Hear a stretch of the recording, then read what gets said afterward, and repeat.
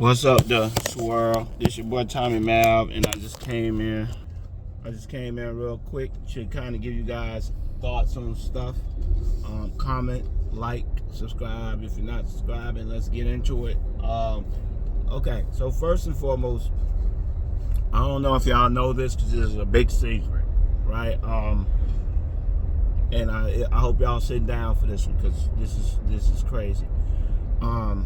LeBron James hugged Nick Wright after the game. So I don't know about y'all, and I don't know how y'all feeling about it, but I feel as if Nick Wright should never be able to do reporting anymore. He shouldn't be able to do it. I mean, it's ridiculous. Obviously, I'm being facetious. I'm just joking around. Don't make no sense. First and foremost, I don't know if y'all noticed, but Stephen A. and Michael Jordan are fraternity brothers. They're both connected to, they're both Q dogs. So, all these years, you trying to tell me all these years, what Stephen A.'s been taking up for Michael Jordan, it's been unbiased, it's been biased? Oh, yeah. Skip Bayless used to literally cover the Bulls and be one of the main people covering the Bulls for the paper he ran.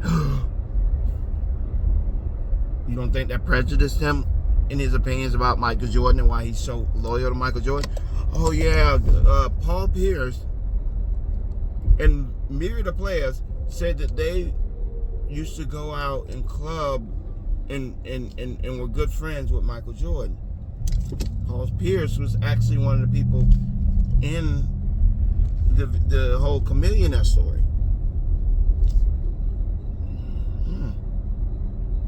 I would assume if you're friends with Michael Jordan, you're probably not the best person to ask. But that would mean that when I say Richard Jefferson is a bias, that Charles Martinet and Michael Jordan were best friends. Probably not the best person to ask.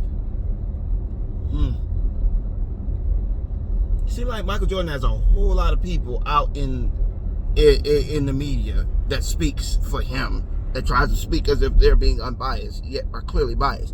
But LeBron James giving high fives and hugs to Shannon Sharpe and Nick Wright somehow means that they have absolutely no grounds to give an unbiased opinion.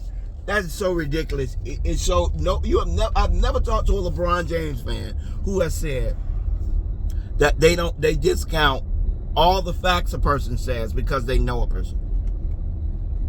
If you're gonna screen something, screen the facts.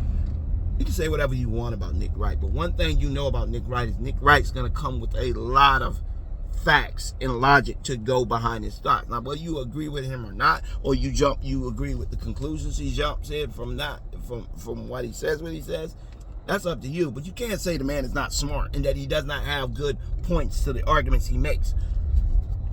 I don't always agree with Nick Wright, and I don't always agree with his takes on everything. But I definitely don't think he's biased towards LeBron. I've heard him criticize LeBron a whole lot of times. The difference in the situation is that the idea that because he did that with Nick Wright, it somehow means, oh, this explains why Nick Wright supports him. Well, wouldn't you have way more instances of them interacting if that was the case? Oh, okay. No, I think LeBron James respects the fact that Nick Wright is speaking on his behalf in the turmoil, in the midst of what's going on right now. Nick Wright is really standing in the fire and really supporting LeBron on a lot of that stuff. And if LeBron invited him to the game or invited him to the thing and to just show his appreciation for it, I have no problem with that at all. What I do have a problem with is people, these Michael Jordan fans are, like I said, I think, I always say this and I stand on it. I could not imagine being a Michael Jordan fan. Michael Jordan fans are like, something like I told you, I don't think that everybody who hates LeBron James is a racist. No. Do I think a lot of people who have extreme dislike for LeBron are racist? Yes. Do I think the majority of people who have an extreme dislike for LeBron, it has nothing to do with how he played. LeBron has an extremely unselfish way of playing basketball. He plays a team-oriented game. He generally has his whole career, he's kind of been criticized because of his inability to be more selfish when he plays. So it's kind of hard to criticize a guy whose main criticism is he's not more selfish. Now they take that characterization and they try to put words in it to make it sound as if it's good. He doesn't have dog in him when it comes to this. He needs Michael Jordan was a dog. Michael Jordan was selfish. Call it what it is. Michael Jordan was selfish, meaning it takes an extreme amount of arrogance to shoot a bunch of shots that you keep missing and you keep shooting. It takes a whole lot of entitlement to believe that you should be able to keep shooting even though you're missing everything you shoot. All of these things, you can make an argument that Michael Jordan has been praised for, right? But it's not a real good indicator of the man. Now all of a sudden people are saying, well, Michael Jordan he's built a hospital here. But go back and check the record. Michael Jordan wasn't building no hospitals, especially, and even the hospitals he's building now, they're not in underserved communities. But you can say whatever you want. I'm not here to compare Michael Jordan to LeBron James. I don't know neither one of them personally. But what I do know is that if you look at LeBron James, there's like I said, my thing is psychology, right? That's what I went to school for. I know it. So the difference in the situation is if you look at Michael Jordan and look at the pattern behavior between Michael Jordan and LeBron James, there's a pattern. LeBron James is very, very loyal. He constantly speaks about the place where he came from. He does not refer to himself as a Cleveland Cavalier. He refers to himself as a kid from Akron. That's where he grew up. Most of his friends when he was in Akron are his friends now. You have never heard LeBron having some huge beef. You'll never. This is insanely crazy, right? Think about every single famous person that you've known and tell me one of them that don't have one story of somebody saying they did something underhanded, cheap, disgusting, mean, stole, disloyal. LeBron is cool with all his friends. None of them, not one of them has come out and say LeBron's disloyal, he doesn't take care of his people, he turned his back on this, that, and the third. Nobody. So when Stephen A gets on there and tries to, it further says light in how crazy Stephen A is, right? LeBron James is one of the more like pristine athletes of the last 20 years. I mean, Tom Brady Tom Brady had a bastard child out of wedlock and cheated on the girl that cheated on his fiance before they ever got married with Giselle Bunches. Ended up getting a divorce with her in the midst of what his life is extremely messy. Bro, you can try to attack, but Bron ain't got a lot of skeletons. Because if he did, then he would be out. I have never, ever heard. I've heard gay stuff about Dwayne Wade. I have never heard no gay stuff about LeBron. LeBron went to Puff Daddy parties. Hell, I just talked. There's nobody who is famous who hasn't gone to a Puff Daddy party. Why? Because Puff Daddy was the Prince of Ceremonies. If you don't understand what that is a person who throws a lot of parties. And when you're throwing a lot of parties and you're trying to figure out something to do, some people go to nightclubs who are regular, normal, everyday Joes, and people who don't go, who are rich, go to parties that are thrown in the hills. Because I go to a party that's thrown, show me a picture of LeBron laying in a hammock with Puff Daddy with his shirt off. Or laying in a hammock with Puff Daddy and anybody. You don't have, there's none. Because LeBron doesn't, it's like Stephen A points out, LeBron was at the thing, but he wouldn't let people take pictures of him. That gives you the impression that LeBron likes to be very low key when he's doing. But the idea that because LeBron said he went to a Puff Daddy party,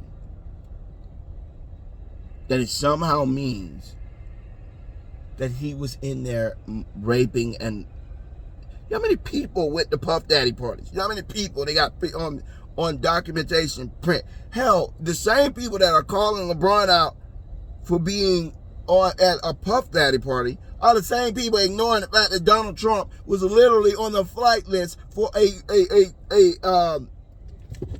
retreat that was literally named after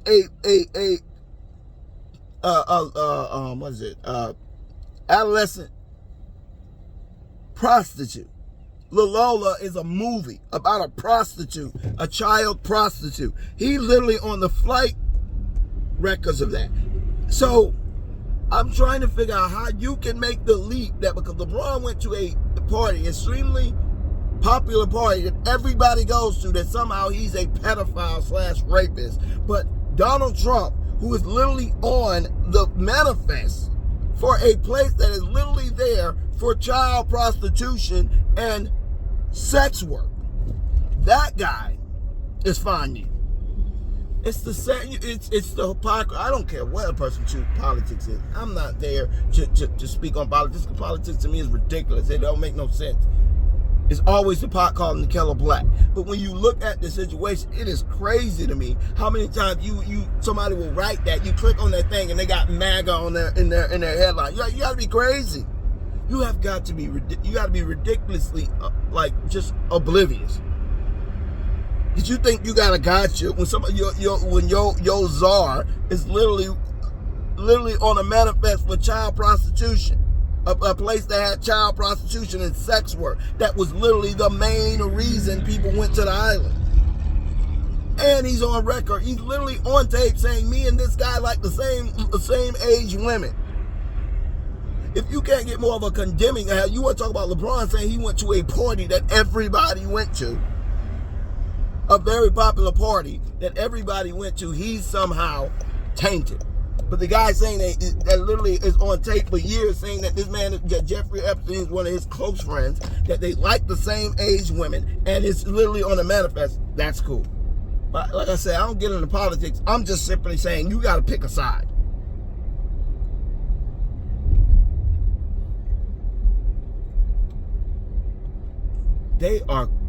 These people are extremely delusional, man. They will say anything is a smoking gun for people they don't like, and then literally have the person they like can have the smoking gun in their hand, and they'll find a way to make it okay. That's what I can't stand. Keep the same energy and keep the same principles across the board. Don't change your principles depending on the person. That's what pisses me off. It's okay for years for Michael Jordan to have people all up and through the meeting. That man you can go look back, and he was the biggest media ass kisser in the history of the sport. He didn't respect the players, but he dang sure kissed up to the reporters. So you can go look at that. LeBron has never had no record of kissing up the reporters or anything of that nature. LeBron rarely even gives interviews, let alone sit down and is kissing people's butt. LeBron just gives his interviews. Michael Jordan would go to reporters and be like, I heard your mother died and this, that, and the third. I'm not saying that that's not a nice thing to do, but I really don't think he was doing it because he really cared about the person's parents. I think he was doing it because he's trying to create a level of kinship with the reporter so she doesn't write stuff about him. And I'm not saying, like I said, I'm not in here to say that, but there's no denying that Michael Jordan was a media ass kisser. That's why so many people in the media are loyal to him. But that is neither here nor there. The point I'm trying to say is I don't really care, because they ain't got nothing to do with nothing. I rate people on the content of what they say, not what they do and what the reason behind the content is. If the content makes sense, then I'll say, well, that's a good argument. If it's a bad argument, I call it a bad argument. I don't care where the argument is coming from. There's like these people who coming out. LeBron James said Giannis will score 250 points a game in the 70s. In the 60s or 70s. I think he said 70s. I don't know. But if Wilt can score 250, Wilt was a beast. I don't care how people want to look at the talent back then. Wilt Chamberlain was another level of dude. I don't think people understand how athletic Wilt Chamberlain was. Right? People are dumb. Wilt Chamberlain still has records in track to this day. I don't know if he still has it, but it still has high records in track now for the high jump. This guy's 7'3". Yet was a collegiate high jumper. You ever see the clips of him blocking shots? They had to change the rule because Wilt's chest, literal chest, used to be in the middle at the square of the backboard. So I don't give a what no. Wilt was different. Okay, you can see you see these clips of him running. He used to run track. He was literally that fast. That's how athletic Wilt Chamberlain was. Not. If Wilt Chamberlain played today, he would probably be the best basketball player in the world, bar none. If he played at that point, back then the people forget there's a lot of plays. I mean, there's a lot of rules that were put in because of Bill Russell and Wilt Chamberlain. They were so good. So they handicapped them. They told them they couldn't even, because of what Wilt and Russell were doing, they told them they couldn't dunk. They created the 3-second violation, 3 and a key violation because of Wilt and Bill Russell. Nobody could make a shot. So these centers nowadays, yes, they have 3-second violation, but now these centers can just move in the zone. Could you imagine if you were Wilt playing in the zone? How easily you would be able to, how hard it would be to get around you, let alone get a shot over you? If Wemby can do that, could you imagine? Nobody talks about how strong Wilt Chamberlain was. That's one of the first things you hear about Wilt Chamberlain was how incredibly strong he was. So he would be the equivalent of, like, you can say what you want.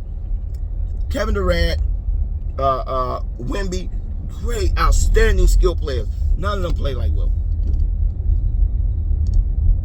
None of them could play like Wilt. Neither one of them are as tall or athletic with their size. They're gangly, they're unathletic. Wilt was not that. Wilt was extremely athletic with his with the way he played. So Wilt, I don't buy no Giannis Giannis would have did some damage. I'm not gonna lie about that. Giannis would definitely did some damage. I don't know about 250, but I think that was LeBron was just being hyperbolic. I don't think he actually meant 250. I think, yeah, could Giannis have scored 100 points while Wilt was playing? Yes, he could have. These guys were getting 50, 30, 20. Him and Oscar would dominate. I'm not saying that everybody could do what they did, but I'm saying that those who can do what they do would probably be as good as they were. And Giannis is extremely athletic, extremely fast, and I think he would have given Wilt a run for his money in the 70s. That's not because the 70s sucks. That's because Giannis is good. That's the difference. Now, my point in saying that is to point out, LeBron says that. I cannot believe that. Oh, this is so disgusting. Oh, respect the game. These are the same players that are saying this man couldn't have. You realize the preface for that question was because people were saying that the players today couldn't have played in the 70s. So, of course, if I have an ounce of pride about myself, if somebody's saying you couldn't have played in the 70s, I'm going to say I could have played in this. I would have been the same player I am now, if not better, if I played in the 70s. What are you talking about? But none of them, they think that they have a right to throw stones and then hide their hand and turn to victims when people give them the same energy they're giving. You gave me that energy. I didn't ask you that question. You presented that question, that Giannis wouldn't have been able to play in your era. You put out the idea that Steph Curry couldn't play in your era. That none of these players, because y'all got in y'all feelings. So yeah, now these guys are starting to fire back and everybody gets sensitive. How many times they said the only person that's probably playing now that could play when we played was LeBron James? So yeah, Anthony was gonna say, okay, shots fired, come back. Yeah, I didn't think anybody on that time had any skills with Michael Jordan. Oh my gosh, these guys nowadays have no respect. No, you are talking crap. People talk crap back. That's how it works. You are living in a glass house talking junk. Y'all were terrible. Okay? Y'all had crackheads and winos and bums, guys who probably couldn't even make a college team now playing NBA. Because it was a sport that was in its infancy, so that y'all didn't have a lot of people. Anything, stuff evolves. Now you got more kids starting to play it from a young age because it is a popular sport. When you grew up, most people weren't playing that from the time they were little. They were playing baseball. Baseball was the national pastime, not basketball. Football was second. Basketball was a distant third. No, most of these kids weren't growing up saying, I'm going to go play basketball. So yeah, that's the point. That we can all sit around here and throw darts and say this, that, and the third. But y'all are not without blemish. And people can point out that y'all didn't shoot no threes. People can point out none of y'all had no shot. That y'all ran really ridiculous, dumbed down elementary offenses. The triangle offense is an elementary offense. I'm sorry, it is a extremely basic offense.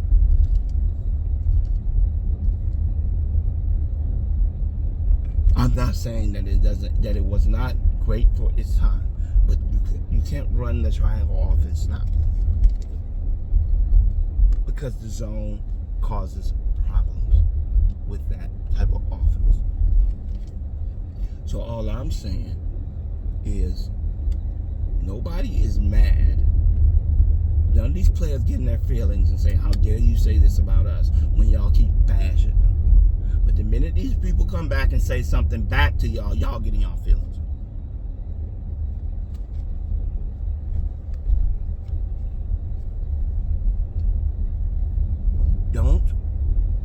Don't fire shots and expect a bullet to come flying back at you.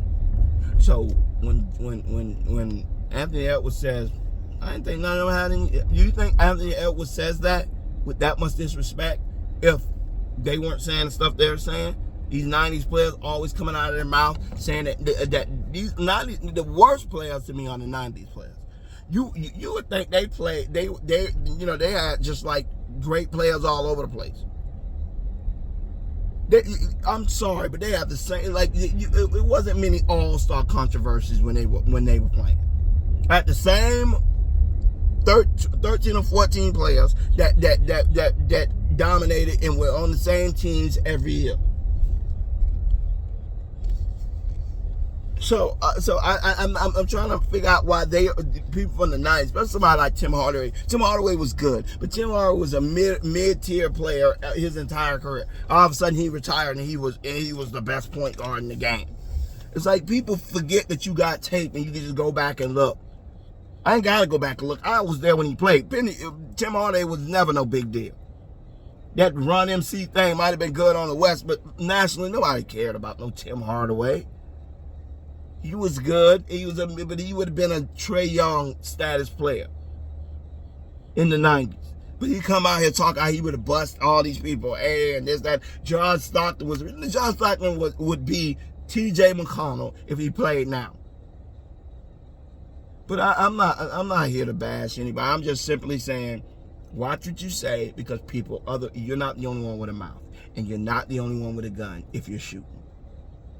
So please, comment, let me know what y'all think. Thumbs it up if you like it. If you're not subscribed, do me a favor and subscribe what we doing.